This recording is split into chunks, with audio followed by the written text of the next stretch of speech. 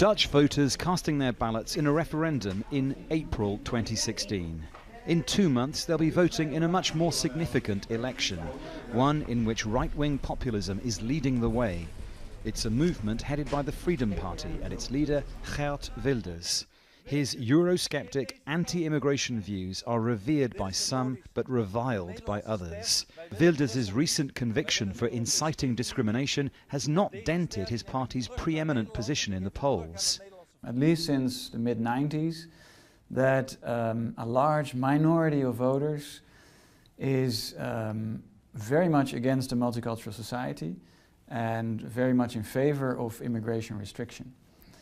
So in that sense, this potential has been there for a long time in the Netherlands and quite possibly also in other Western European countries. If that's right, then we may well see evidence of it in France in May. Opinion polls suggest Conservative François Fillon and National Front leader Marine Le Pen are front-runners for the presidency. Like Geert Wilders, Le Pen is Eurosceptic and anti-immigration. If the National Front prospers at the polls in France in May, it could boost the chances of this lady, Frauke Petry, co-leader of the Alternative for Germany party, or AFD. It is Eurosceptic, anti-refugees and anti-Islam. Mainstream parties say the AFD's policies are incoherent. One analyst told me its supporters don't care. Most of the people that support the AfD most likely never ever read their party program. So I think it's not about their policies. I think it's about sort of, being heard, about sort of showing your frustration. Opinion polls suggest the AFD is very far behind Angela Merkel's Christian Democrats, but popular enough to make Merkel struggle to build a stable majority.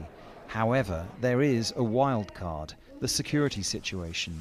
The recent Berlin Christmas market attack was carried out by an individual who'd come to Germany claiming asylum. And while he is just one individual compared to the more than 1 million law-abiding people who came to Germany hoping to start a new life, that has not stopped Europe's populist parties from demanding much tougher immigration laws. The elections in 2017 will help shape the leadership of the EU for years to come. And while it's not likely that any modern right-wing populist party will enter government, here in Germany they are very likely to enter the federal parliament for the first time. Dominic Kane, Al Jazeera, Berlin.